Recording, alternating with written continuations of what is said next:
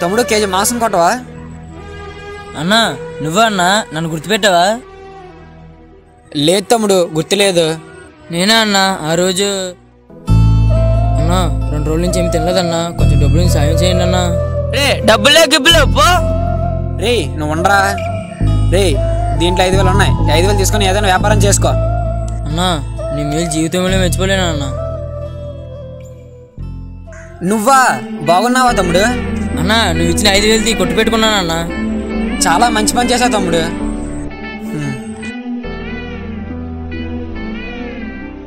డబ్బులేం వద్దన్నా, ఇప్పుడు నేను ఇలా ఉన్నానంటే అంత నీ వల్లేనన్నా.